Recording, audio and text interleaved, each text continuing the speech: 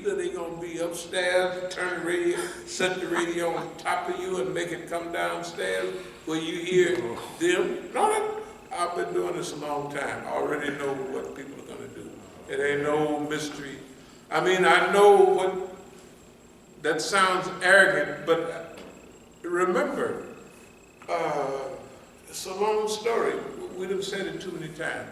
We already know what they're going to do because we produced that. Why you think we tell them that it ain't no moves and this, and it ain't no war, and then they come, right? Why the hell they think, look, strategic management under condition of repression is old. That's way back, that's way back in the 2000, early 2000s. The article come out in 2009 or something, 8 or 9.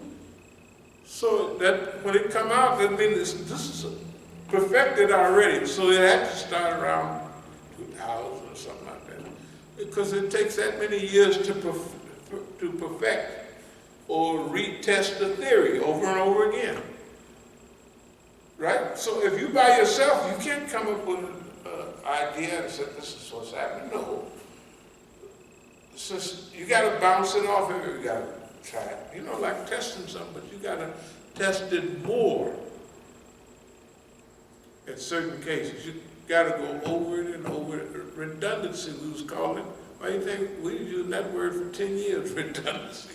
I mean, redundancy. If we say, and it's easy to see, man, they know where the Muslims hiding at.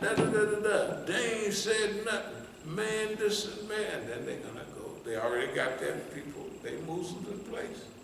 They're gonna roll them out.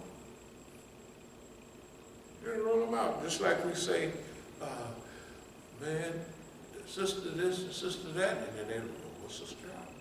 Right? That's why, you know, what is what is. And personally, you know, when King was talking about what I've been to the mountaintop and I seen the promised land. This is my promised land. And I've been in it a long, long time. This is what I want to do. I want to be a part of the human transition. So, I mean, I don't have to do certain things to be happy, because I'm already happy and contented. I could go out to California, I could get the barrel of money. I don't get the barrel of money. I'm not going to spend the barrel of money on myself anyway. All I'm going to do is spend it on stuff that for everybody else. And after I die, I don't care if they talk about legacy. I don't care if nobody ever remember me or nothing else. I'm living the life now. When this girl is gone, I'm gone. I don't have to have nobody sitting around, boy, Imam Musa was sure bad nigga, boy, right? It's not important, right? So that legacy is another trap. President got to do certain things because of his legacy. Right? My legacy.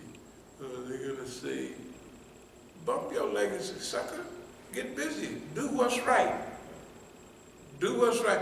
Now, you got to, everything that we are working toward, the legacy is America the good, right? Do right. Follow the Quran, the Sunnah. What does history say about this? And how do we translate that into what we're doing? What we're talking about now is different.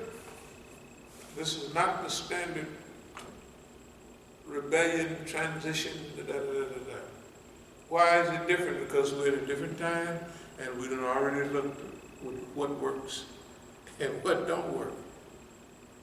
And if something failed 90% of the time, why would we try to use it? It fails 90% of the time. Well, what are you going to use? Damn if I know. Here's what we'll do, right? We're going to experiment, right? All the stuff we're doing is experimental. But we know that ain't going to work, right? Though we done already looked at those things don't work. And what they talking about? History, it's a done deal. Boss man is already finished. And that's why Allah hired old, what's her name, sent Don, put him there so he could finish. We thought with George he'd finish it off. But it needed a little more time. See, it's on Allah's time, not our time, right? We said hanging chads. They stole that election, and then nobody said nothing, right? And then the other people in the system finally says, oh, Gore, right, he's part of the system. They had one white man, a governor up there. He was head of the Democratic something or other. He was running for president a little bit. In 2000 and 1999, it was a governor, if you mention his name, in 2000. He later became the head of the Democratic committee. Okay. Not Kane. Who? Kane, what's his name? No, I knew it. But here's what he did. I'm just talking about the system. I'll speed up. We don't have to get stuck with him. This man, if you ever heard of the primal scream. Yeah, I know that's his name. He did it. When he realized what they just did to him, Right. he just hollered. Right. Was it John? No. Okay. Yeah. But remember, he hollered. Right. But because he's in the system.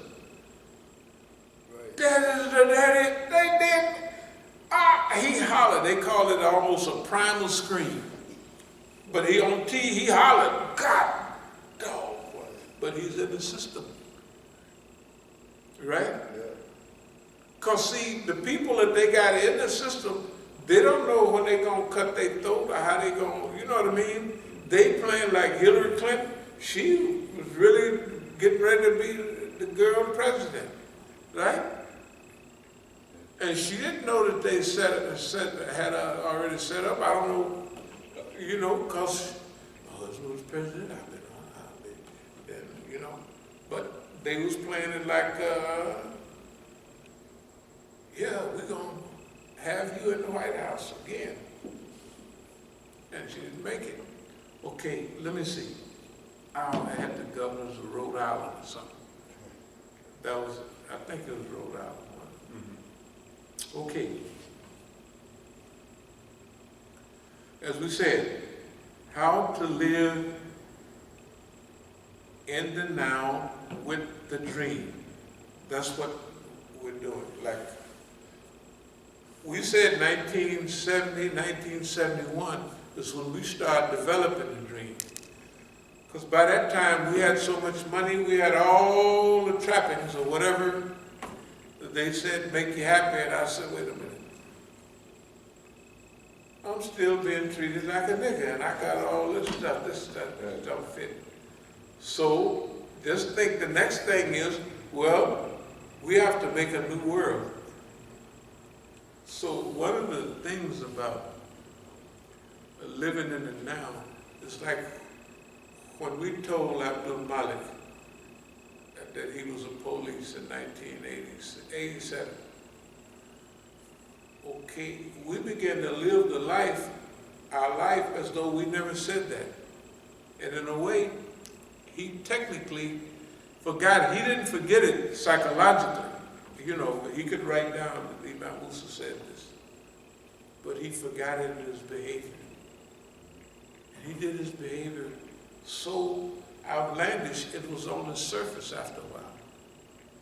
It was on the surface. I could see him with peripheral vision, looking at me with that old kingfish look, and it's okay. But because he had forgotten. He hadn't forgot psychologically, but he forgot in his behavior. We're in charge of this. We're in charge of that. And they set up everything to trap me. What's it? I think I want to say Dean. Huh? Dean. Dean. Right. That's his name, Dean. Right. That's his name. That's his name, Dean. He was the governor of Rhode Island. And one It of didn't come up, but it just came to me. Yeah, that was him. That was him. Right. Because he became the head of the Democratic Party. Right. And the thing is, once you're in that system, you can't walk out of the system. You're in a club. But it hurt him so bad, he just hollered. I mean, it slipped up on him. He was on TV when he did it. That man hollered. It's like somebody stuck a hot rod in his behind. He was hollering. It was serious. No, he really hollered. I don't know if you ever saw that. Yeah, he really hollered, right? Like, right there. Anyway, how to live in the now with the dream. We got a dream and a vision of where we want to go. We have to live in the now, too. We live every day. And now, this gets tricky because it gets good. It gets good. This is very good. Okay. A lot of children.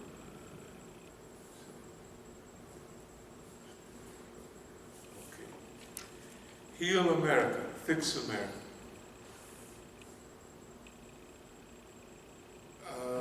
That optimism and that dreamy stuff, when you read any people that made a big influence in history, they all had there's certain characteristics that everybody had, and I was checking out Simon Bolivar, the Libertador, the Liberator. You listening to say, this is our time. History produces certain da-da-da-da-da, and that was just their time. And he told the white folks from Ireland, he said, you're the first Europeans that ever came to this shore to help, because in his army, he had an Irish battalion. And once they were saying to get into the Battle of Cucuta in Colombia, they had to cross the Andes. So the white folks said, well, Hannibal crossed the Andes, the Alps. He said, the Andes are not the Alps. And the Andes are not. The Andes are the second highest mountain chain outside of the Himalayas in the world. I mean, hey man, the reason Colombia has a good, from way back in the 20s and 30s especially, they had good airports and air service because there was so many mountains. Colombia. And it's so 22, 3,000 feet is nothing for a whole chain of mountains in Colombia, in South America. And Simon Bolivar had to cross those mountains. And they all from down in the lowland, they got their summer clothes on, you know what I mean, half barefooted. But the attitude of those people. But after the struggle against the Spanish, certain things happened. He thought too big for those people. His idea, I don't know if it was Grand Colombia. Grand Colombia was Venezuela, Colombia, Peru, Ecuador. It was 6 countries that they have now. All of that was part of Grand Colombia. The same thing happened. They divided it. I didn't understand about Santander. province in Colombia, till I realized Santander, of course, he was the general that was first with Bolivar, and then he broke away. And basically they gave him Colombia, and they cut off Venezuela, you know what I mean, divided it up. He wanted Grand Colombia. So everybody wanted a little piece, right? They could pull off a little piece, and then pretty soon they got their independence from Spain, but they still never had that original idea. And white folks from England, the best Freemasons, of course, they backed Simon Bolivar at first. And they asked him one question for our great favor: could we coin your money and print it? He said, absolutely not. What are you talking about? We'd be servants and slaves. Pretty soon it's all over, you know. He done jumped up with pneumonia in 1830, he died in Venezuela. Anyway, so we had a chance to study rebellions all over the world. Everywhere, all of them in detail, what works and what don't work.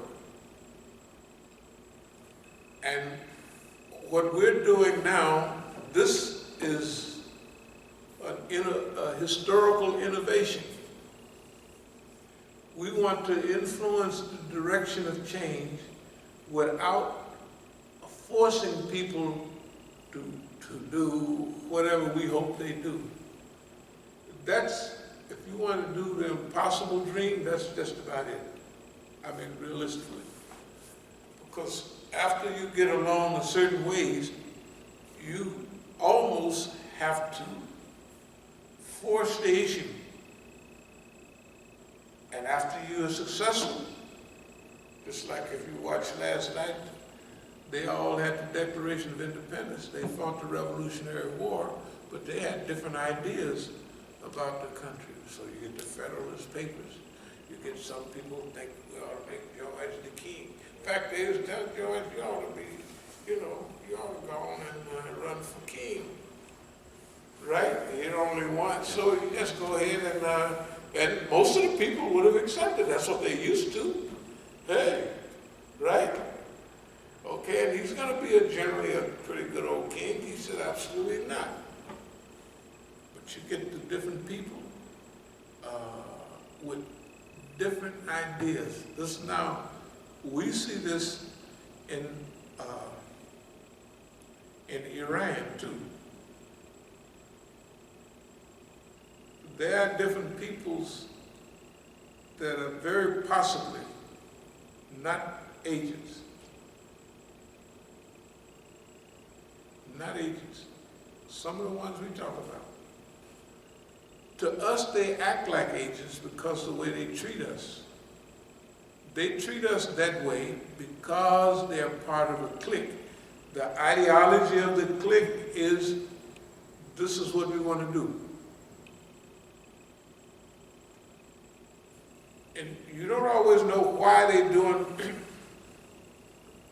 When they talk about they have moderates and they have da-da-da-da-da, some of those cases are true. That's the way they see it. Some of the people believe, no matter what you do to them, America, we can get along with America. And you can beat them upside the head, you can drag them down the street, and they still believe it. Yeah. Because that's what they bought into. They bought into that. And they believe another little push, another little help, another little, and they'll love us. Okay? Well, this is the beginning. Huh? Or this is the beginning phase. Yeah. Towards that. All kind of old, you know, all that old junk. Okay. Now we have to deal with those people. Because they got a clique that have power. For us, they're using their power wrong on us. It's not our friends. And we try to tell them, what our position is, the more we repeat our position, the more panic they get. Because we say we support the Islamic Republic of Iran. We are not on any team. True. We support Velayat Faqih. They used to say they did, but they don't support it. No, sirree. Not unless one of their men get in the position as Velayat Faqih. But Allah be working it so some of them people, it was one thing, they die off. And you can see all around the country, to do this, what we're doing, you need a lot of experience, a lot of historical perspective, and knowing how the human being acts. And when they act like that, they're not bad. That's just the way they, you know. And in America, remember I was talking about the Whiskey Rebellion? They had that on TV last night. That was it was more serious than I thought. That was ready to bring the government down. 1792, and white folks got a song, I ain't paid no whiskey taxes since 1792. And that's the Peckerwoods right down the street, right over there in the hills. They, they really, whiskey is a big thing. I just mentioned one book and I'll keep going. There's a book called The Alcoholic Republic. It's about the United States. Do you know when you went into court, the judge would take a drink, everybody would take a drink, they would take a slug, you get ready to go get home, and they didn't say, you can't have no whiskey in here, you're a convict. No, everybody got passed the jug around, right? They held court in the saloon. That's right. They call it the Alcoholic Republic. That's the title of the book. You ever read it? That's America, but the Alcoholic Republic, that this thing is based on, and then they're going to have some dummies try to prohibit alcohol in the Alcoholic Republic. That's insane. There's a point that I want to make about this, and then I'll get back to it. Before in America, in the early part of the last century, the big crime was prostitution and gambling. But after Prohibition started the modern syndicated gangster area. Because Al Capone in 1927 or something